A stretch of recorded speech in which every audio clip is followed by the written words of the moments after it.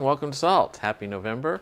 Getting into the fall here. Doesn't feel like it, but we are into the fall, I guess. Almost the Christmas season. Although, if you've been to Hobby Lobby or any of the other places, Christmas started, I don't know, 3 months ago.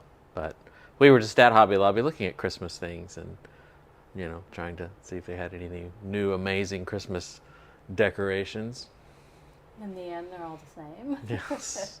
We're having a contest over at the school, or we might be having a contest. The essay wants to do, departments decorate for Christmas and, do a contest who does the best job. And so we already have a bunch of decorations over in COM anyway, because every year I would buy some just to build on what we have. And so we've been doing it for a while now, but I do understand we're probably the only department that decorates for Christmas, or so I'm told. But maybe we'll get more into the spirit this year and have a campus-wide Christmas decorating contest. And I think Miranda came up with this year's theme. We're going to do Grandma's Kitchen. Grandma's Christmas Kitchen, and so we thought we'd add to the decorations we have. They had some stuff about North Pole cookies, and they had the grandma's a little welcome mat with fresh baked cookies or whatever. And we'll take the with the toaster oven, and we'll do some live cooking there, so you have the aroma in the office of fresh baked cookies. You can just have some pre-made cookies. Yes. Yes. Which I was going to just buy from Costco or something, but Miranda just absolutely dies loving making Christmas cookies, and she begged and begged to be able to make the cookies. They'll probably cheap out, and I don't know about cookies. Maybe make something like brownie bars. Bars are so much easier. Just pour them in the pan and bake the pan.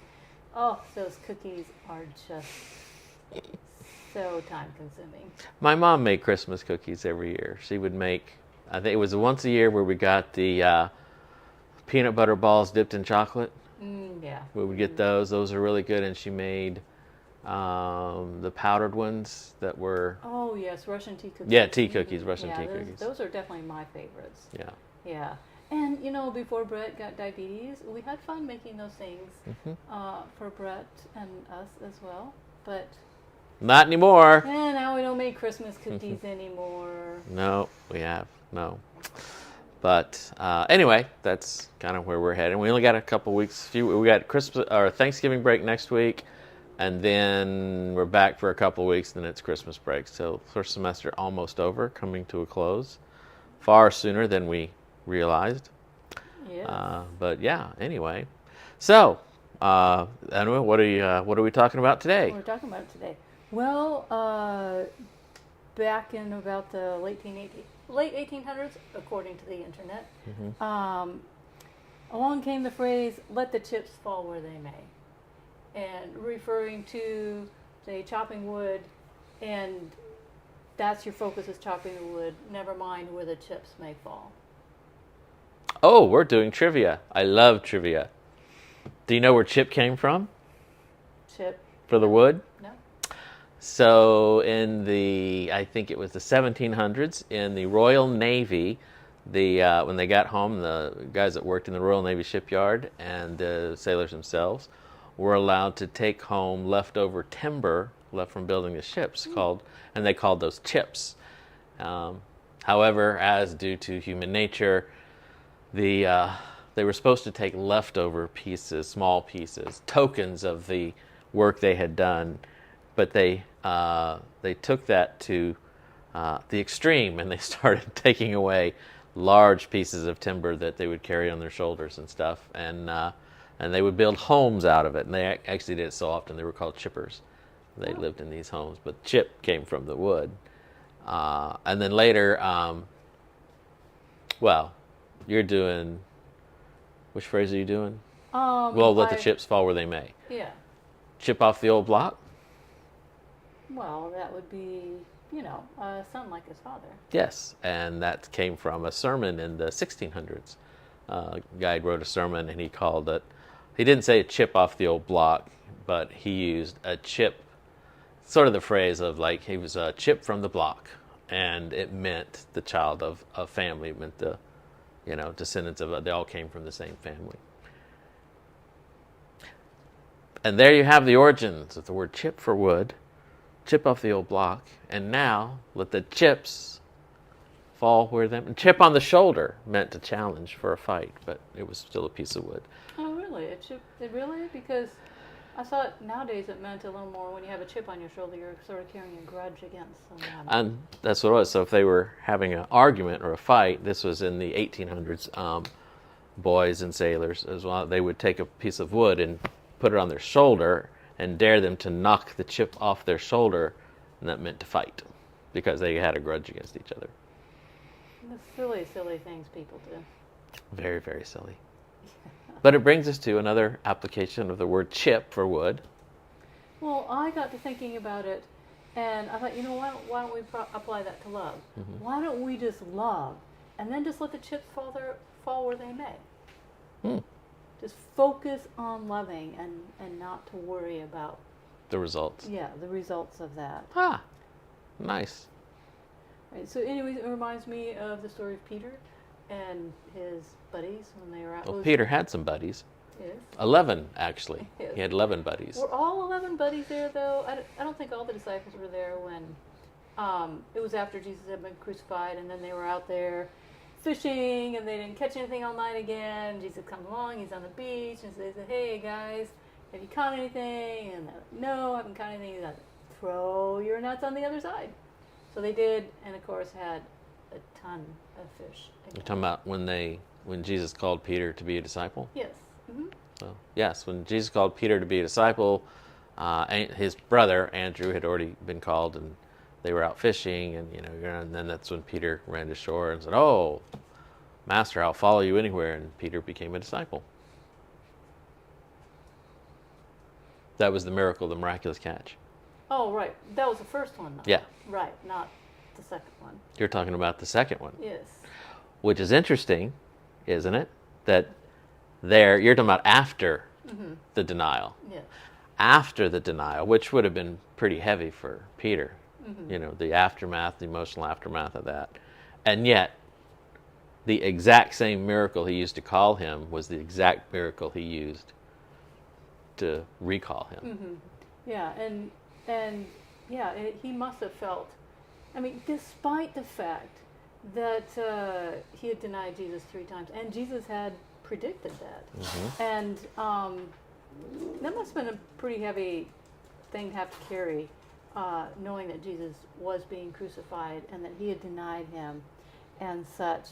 And yet, Jesus loved him and called him back into ministry. But he called him to ministry again. Mm-hmm. And Jesus let the chips, he loved so much like that he just let the chips fall where they may. Yeah. Yes. And of course, when he was done calling him and stuff, he tells Peter that he's going to die by crucifixion someday. Mm-hmm.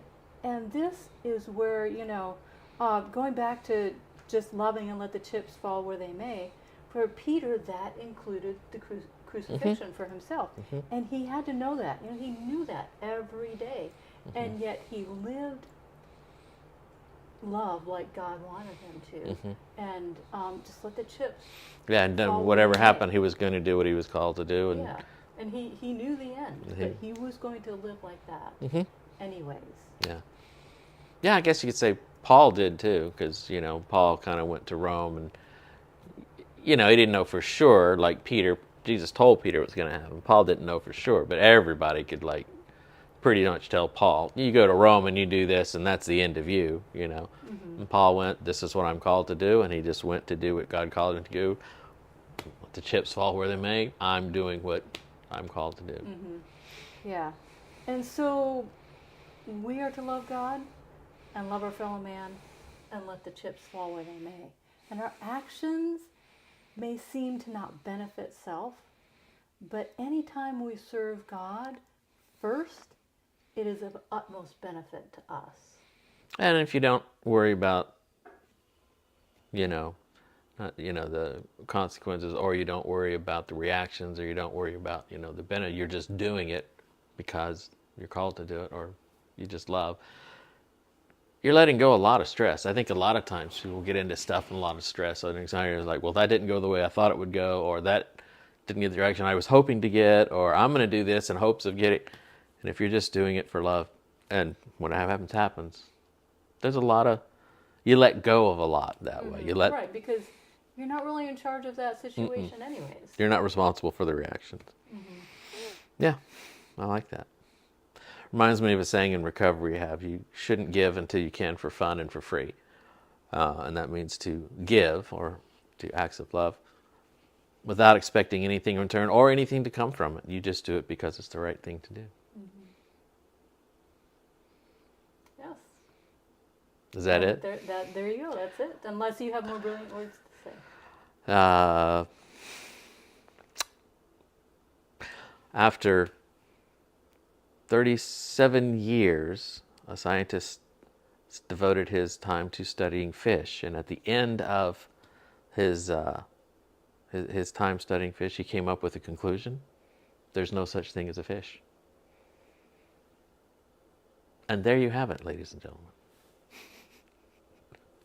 I think Brett just made that up. No, it's actually true. He did. What he found out was that fish has no real term unless it's on a restaurant menu. That what we consider fish in the sea are all much more related to different animals, different mountains, different things. It has more to do with an amphibian here, that we just ended up calling them fish because of a term they live in the ocean. But actually, when it comes to the genome and everything, they're more related to actual animal lines than fish line. There's no fish. I don't know why it took him 37 years to come up with that, but devoting your life to a study, and whatever happens, let the chips fall where they may. Okay, so anyway. I'm just going to go back to... Well, actually... don't forget. Well, when I read Miranda's thing just a few minutes ago... Well, this is one we actually did last time. We were going to do this one last week, but since Brett fell down the stairs and messed up his arm and wrist and his toes and such, his foot, we, of course, took him into urgent care to see how he was doing. And yeah. Yeah. So it was my fault we didn't broadcast last Sabbath. But there again, I went down the steps, let the chips fall where they may, and there they fell at the bottom of the stairs. At least we were thankful it was at the bottom of the stairs, the last two stairs instead of, the top two stairs. Yes, last time it was halfway down the stairs. Yeah. I guess, for those of you who, because we posted about it, and for those of you who commented, thank you for your comments. The update is that I didn't break anything. They did x-rays, and I didn't have any... we have our new cat socializing with our old cats. Yeah, the new cat has no problem. Yeah. The old cats don't like it. Don't like it, yes. Perhaps Aspen should go referee. I don't know. Anyway, yes. So, well, once you go and then... So anyway, the last of it is everything's... it still hurts a little bit, but nothing's broken, nothing's fractured according to the x-rays. According to the x-rays, but you're going to see someone this next week. Yeah, get a follow-up, double check. Yeah, because it still hurts. A little bit, yeah. So, but anyway, there's your update on that. Thanks for joining us. Aspen has now broken up the fight, so we can end in peace.